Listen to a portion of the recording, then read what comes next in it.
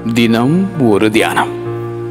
ஸ்திரீயே, உன் பலவீனத்தினின்று விடுதலை ஆக்கப்பட்டாய். லூக்கா எழுதின சுவிசேஷம் அதிகாரம் 13 வசனம் 12. 18 வருஷமாய் பலவீனம். எவ்வளவும் நிமிரக்கூடாத அந்த கூனி. அவளை கண்ட கர்த்தரின் கண்கள், நிமிர பண்ணின கர்த்தரின் கரங்கள். நிமிரக்கூடாதவள் நிமிர்ந்து அந்த நித்திய தேவனை மகிமைப்படுத்தினாள். குணப்படுத்தும் கர்த்தரின் கரங்கள் உன்னையும் குணமாக்கும்.